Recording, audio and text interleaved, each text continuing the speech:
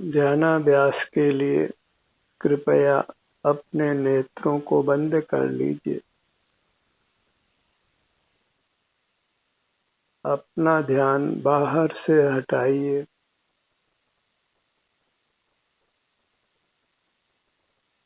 अपना मुख अपनी ओर कीजिए। अपना सुख अपने में है, अपने से बाहर नहीं है।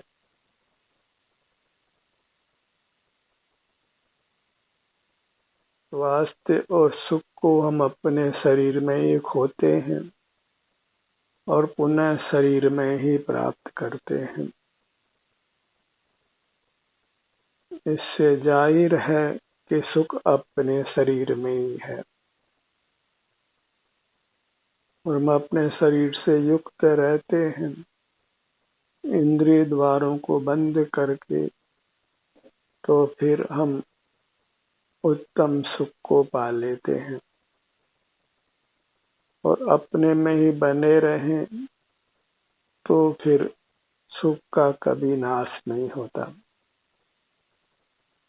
फिर कभी हम अस्वस्थ नहीं होते, दुखी नहीं होते। आदि व्याधि उपाधि के सब दुखों से मुक्त होते हैं। इसे बाह्य पदार्थ की आवश्यकता नहीं रहती। उस दिन की कल्पना कीजिए जब हमें भोजन, पानी, वस्त्र, हवा, मकान, वाहन आदि किसी पदार्थ की आवश्यकता नहीं हो और हम अत्यंत सुखमय जीवन जीते हों। वह सब संभव है। अपने पास आइए और सर्व दुखों से मुक्त हो जाइए। आप स्वयं परमात्म स्वरूप हैं, परमात्मा हैं और जब अपने से युक्त रहते हैं तो फिर परमानंद को पाते हैं।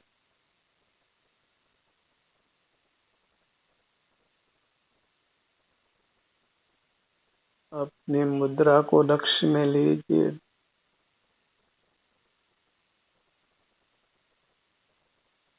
यही मुद्रा आपके लिए परमात्मा की मुद्रा है। इसके प्रति भक्ति भाव लाकर इसी के सन्मुख रहिए।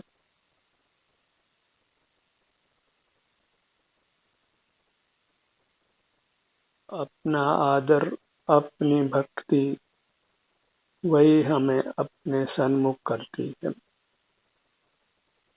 और अपने सन्मुख रहने से हमें अपने प्रति भक्ति आती है।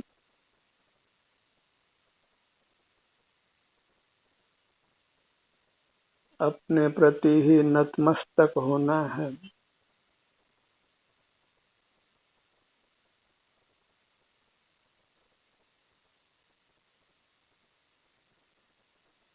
अपने शरीर का एहसास करते रहने का ही संकल्प लीजिए ताकि फिर आप कभी भी दुख का अनुभव नहीं करें।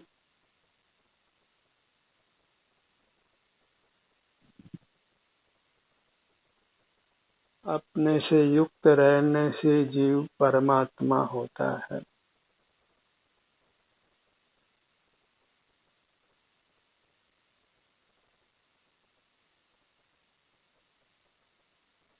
संसारी नहीं रहना है क्योंकि संसार में नाना दुख है। मूर्त काया के बंधन से अपने आप को मुक्त करना है। उसका एक ही उपाय है कि मूर्त पदार्थों का आश्रय हम कम करते जाएं और अपना आश्रय बढ़ाते जाएं। मूर्त पदार्थ पर पदार्थ हैं, उनका अपना स्वतंत्र अस्तित्व है। हम उनके स्वामी नहीं बने, उनके ज्ञाता नहीं बने, उनके कर्ता नहीं बने, उनके भोक्ता नहीं बने। हमारा अपना स्वतंत्र अस्तित्व है। इस मूर्त काया में ही इसी के बराबर हमारा अस्तित्व है। उसी के हम स्वामी बने, भोक्ता बने, क्योंकि हमारा अस्तित्व ही सुखमय है, उत्तम सुखमय है, स्वाधीन सुखमय है। इसलिए अंतर्दृष्टि कर अपने से युक्त रहना है।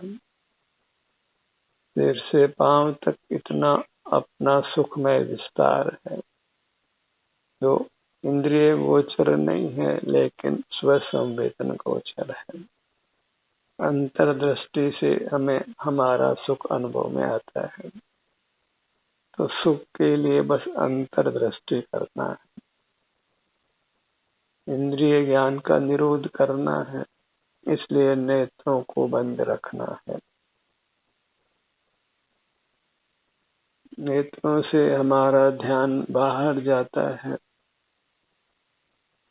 और फिर नाना दुखों की उत्पत्ति होती है। इसलिए नेत्रों को बंद रखने का ही अभ्यास करिए।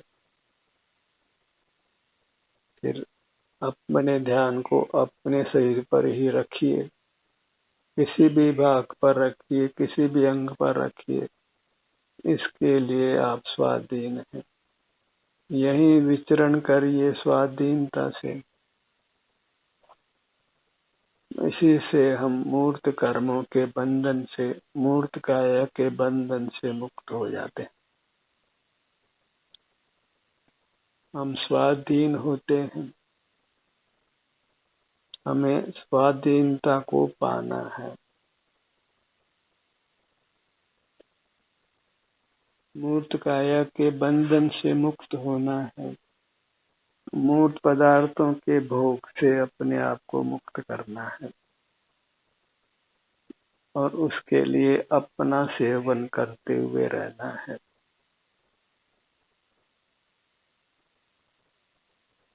आप ही आपका भोग्य है, उत्तम भोग्य है।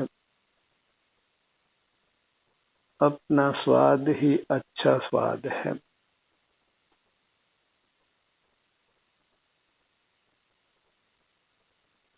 अपने ध्यान को अपने सिर के भाग पर लाइए।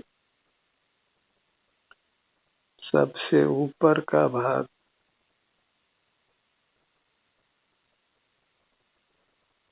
अपने से ऊपर किंचित भी सुख नहीं है।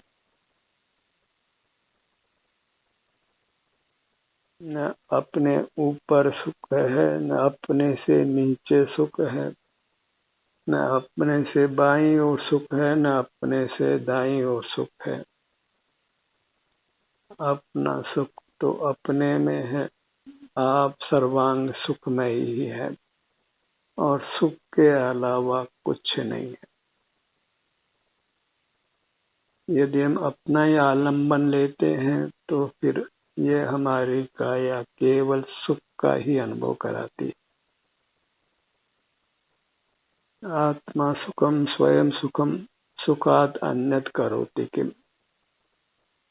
परभावस्य कर्तात्मा मोहोयम व्यवहारिणाम।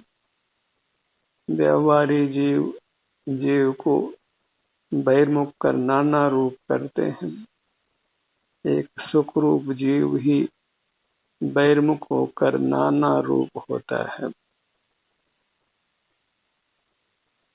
अन्यथा ये जीव केवल सुख रूप है और सुख का ही अनुभव कराता है। आत्मा सुखम स्वयं सुखम सुखाद अन्यत करोति किम। बस मूर्त के संबंध से ही जीव के नाना रूप बनते हैं। तो मूर्त का आश्रय छोड़ दें तो फिर मूर्त की मिलावट नहीं होती है और मूर्त के मिलावट से रहित ये जीव केवल सुख करता है, सुख ही उत्पन्न करता है, आपको सुख का ही अनुभव कराता है। आनंदम ब्रह्मणो रूपम।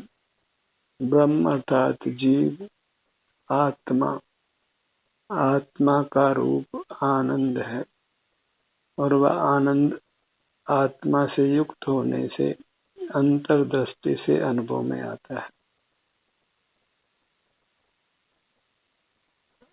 आनंदम ब्रह्मण रूपम निज देहे व्यवस्थितम, जो मूर्त काया में प्राप्त हुई है उसी में ही आप रहा है। प्राप्त देह में ही अपनी अमूर्त देह है।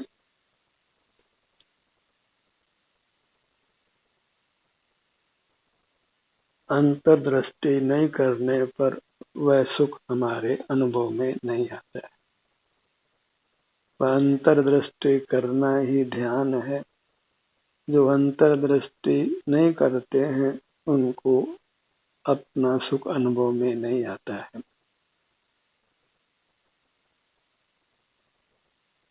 बहिर्मुखता को छोड़कर अंतर्दृष्टि करना है।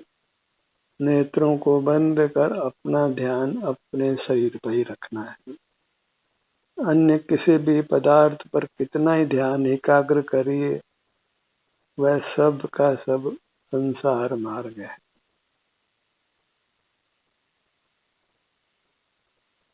बहिर्मुखता में ध्यान नहीं होता है, इंद्रिय ज्ञान होता है। इंद्रिय ज्ञान को ही आर्त ध्यान कहते हैं और उसी में तीव्र कषाय की उत्पत्ति होती है और फिर उसी को रौद्र ध्यान कहते हैं।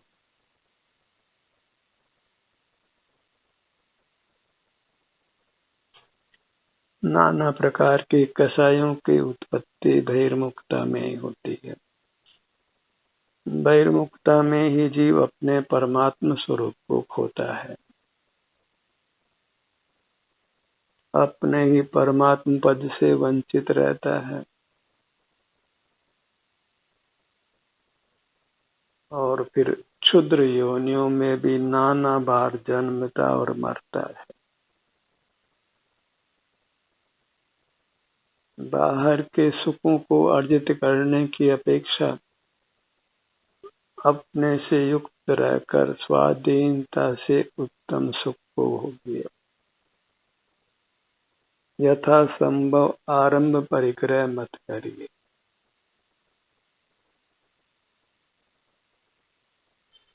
धन के अर्जन में, धन के रक्षण में और धन के भोग में महान आकुलता होती है।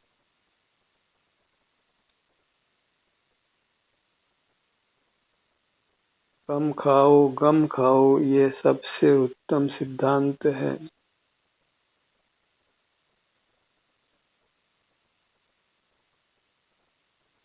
अल्पारंभ से ही जो आजीविका हो वह श्रेष्ठ है और फिर समय बचाकर अपने सन्मुख रहिए।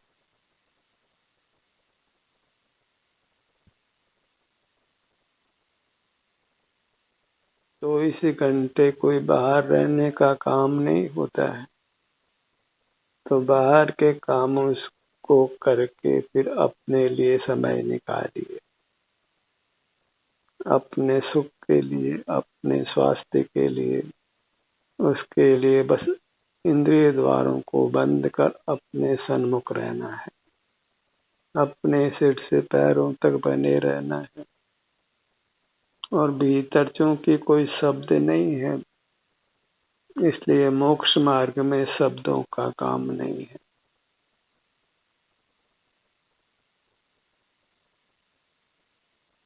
कोई मंत्र जाप करने की आवश्यकता नहीं है, किसी पर का स्मरण करने की आवश्यकता नहीं है, कोई पाठ पढ़ने की भी आवश्यकता नहीं है। बस जहाँ हम अपने सन्मुख होते हैं तो जिस शांति सुख की हमको आवश्यकता है वह हमें अपने से मिलने लग जाती है। बिना शब्दों का आश्रय लिए हुए, बिना पर का आश्रय लिए हुए, बिना अंकों का आश्रय लिए हुए, प्राप्त मूर्त काया की भी कोई मदद नहीं लेना है। अपने सन्मुख रहने में किसी की सहायता नहीं चाहिए। सिर से पांव तक यही विचरण करिए, यही स्वावलंबन है जिससे हमको उत्तम सुख की प्राप्ति होती है।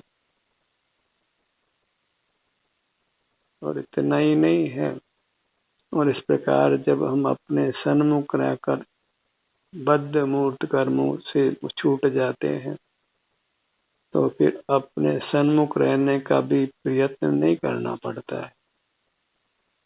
स्वतः ही जीव को सर्वांग में आनंद का अनुभव होता है। कुछ भी ध्यान का पुरुषार्थ नहीं करना पड़ता, उपयोग बहिर्मुख भी नहीं होता और सर्वांग आनंद का अनुभव होता है। ऐसे मोक्ष स्वरूप को पहचान कर मोक्ष के लिए अपने आप से युक्त रहिए।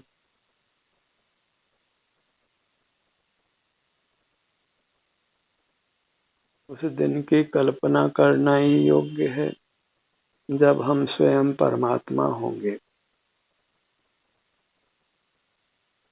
अपने परमात्मा होने का ही स्वप्न देखिए।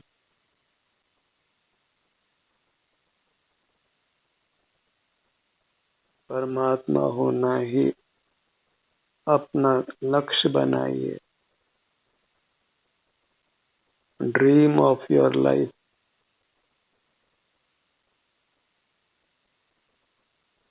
और ये सर्वथा संभव है, क्योंकि इसके लिए किसी बाह्य सामग्री की आवश्यकता नहीं है, किसी बाह्य सहायता की आवश्यकता नहीं है। आप अंतरंग में परमात्म स्वरूप है, सो अंतरंग में अपने से युक्त होकर अपने सुख की अवस्था का अनुभव करना है। आप जैसे हैं वैसे ही अपने को स्वीकार कर अपने सन्मुख बने रहिए। अपनी मर्यादा को अपने सिर से पैरों तक रखिए, जिसके बाहर का कुछ भी जानना नहीं है और अपना भी वास्तव में जानना नहीं है। अपना सुख का अनुभव करना है। इसलिए अपने आप को मात्र शांति आनंद का भोगने वाला मानिए। इसके अतिरिक्त इसका कुछ भी स्वरूप नहीं है। पर भावस्य कर्तात्मा मोहयम व्यवहारिणा। यह जीव आनंद के अलावा कुछ और कर सकता हो, शुद्ध जीव यह नहीं है। शुद्ध जीव केवल आनंद का ही भोग करता है, परम सौख्य का ही अनुभव करता है। और जहाँ परम सौख्य है वहाँ किसी प्रकार का अणुमात्र भी दुख नहीं है, और वह सब अपने से मिलता है, बाहर से नहीं मिलता। बाहर के पदार्थों के गुण अवगुण का चिंतन मत करिए। आप ही सुख गुण का होने वाला होने से अपने को सुख का अनुभव कराने वाला है।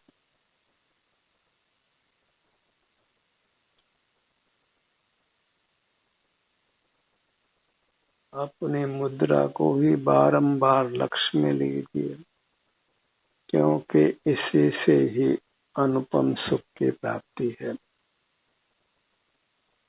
यही देव दर्शन है। आत्म दर्शन ही देव दर्शन है।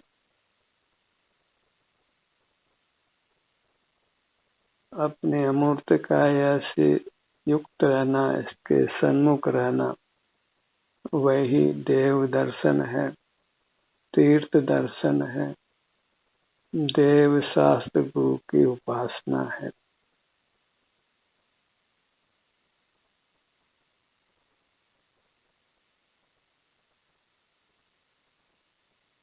आप अकृत्रिम जिनबिंब हैं, क्योंकि हम अनादि से हैं।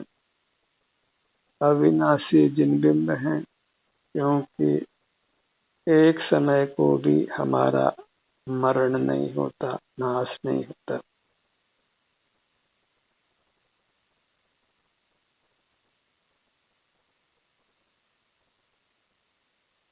वास्तव में देखा जाए तो जीव को मरण का अनुभव नहीं है, वेदना का अनुभव तो है। अन्य जीवों का मरण देखा हो खुले नेत्रों से भी, और वास्तव में स्वयं कभी मरा ही नहीं, सदा ही बना रहा है, बस पूर्व की विस्मृति होती है। किसी भी वस्तु का नाश वास्तव में होता ही नहीं है।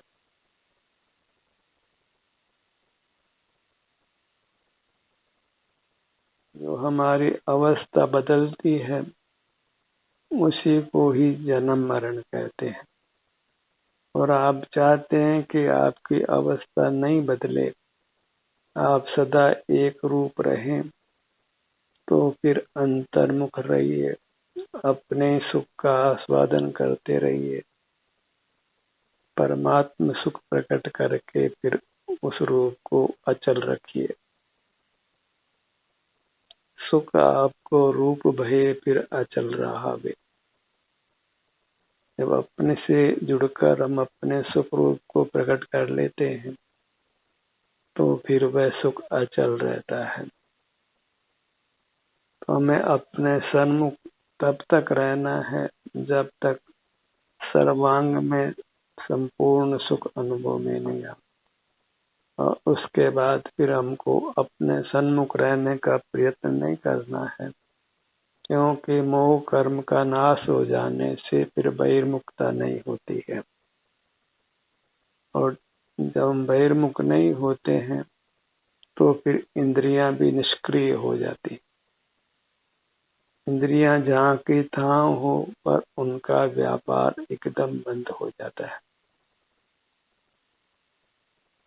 नेत्र बंद हो ये तो ठीक है, लेकिन कानों के, नासिका के, जीवा के, स्पर्श इंद्रिय के बिना बंद किए ही वे निष्क्रिय हो जाते हैं, अपने अपने विषयों को ग्रहण नहीं करते और अपनी अमूर्त मूर्त ही हमें उत्तम सुख का अनुभव कराती है। अपने ध्यान को अपने ललाट भाग पर लाइए।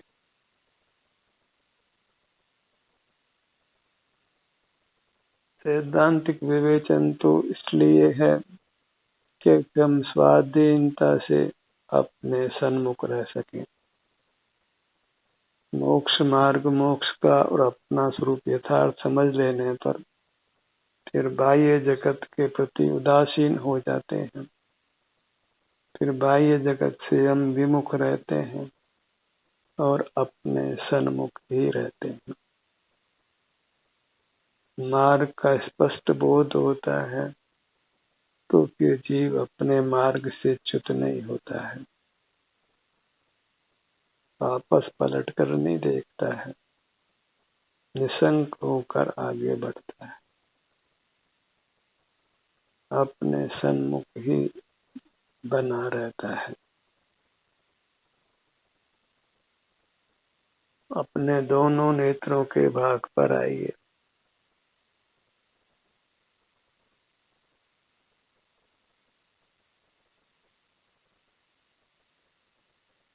हर भाग पर आकर फिर आपको अनुभव में लेना है कि वहाँ सुख दुख की क्या स्थिति है, क्योंकि बिना अनुभव के मोक्ष मार्ग नहीं बनता है। तो अपने किसी भी भाग पर आप आते हैं तो वहाँ की सुख दुख की जो भी दशा है वो आपके अनुभव में आती है, और उस अनुभव के बिना अपनी उपलब्धि नहीं।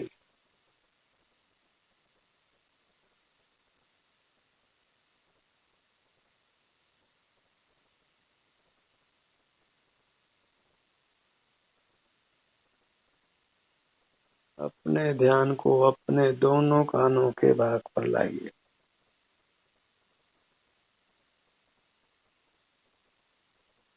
शब्दों का प्रयोग इतना ही करना है कि हम अपने शरीर को स्मरण में लें, अमूर्त शरीर को, और उसके अंग उपांगों को स्मरण में लें। इससे अधिक किसी शब्द की आवश्यकता नहीं है, क्योंकि इन्हीं शब्दों का जो वाच्य हमारी अपने अमूर्त काया है, अमूर्त अंग उपांग हैं, वे ही सुख के बने हुए होने से, उनके सन्मुख होने से हम सुख का, शांति का अनुभव करते हैं। कर्मों से नहीं बनते, अपितु कर्मों से छूटते हैं। अपने नासिका भाग पर आइए, दोनों नथनों का भाग,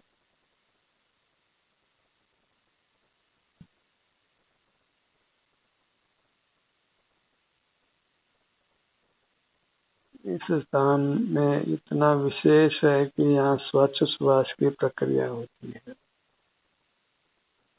जो स्वतः ही यहाँ अपना ध्यान लाने पर हमारे अनुभव में आती है।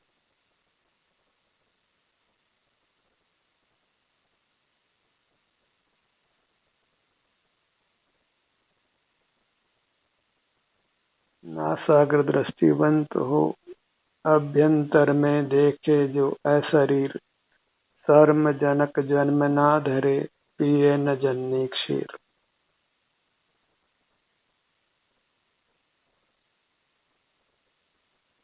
नासिका भाग पर ध्यान लाकर अपनी पूरी अमूर्त काया पर दृष्टि फैलाइए, तो फिर आपको ये शर्मजनक जन्म मरण नहीं होगा और पुनः माता का दुग्ध पान नहीं करना होगा। अपने ध्यान को अपने मुख के स्थान पर लाइए, दोनों होठों का भाग,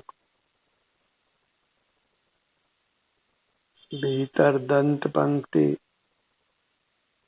जिह्वा, ऊपर तालु और कंठ का भाग, ठुड्डी से सिर तक। यहाँ पर पांचों इंद्रियां हैं और सिर में मस्तिष्क भी है। इस प्रकार सिर के भाग का अवलंबन लेकर सुख शांति को प्राप्त करिए।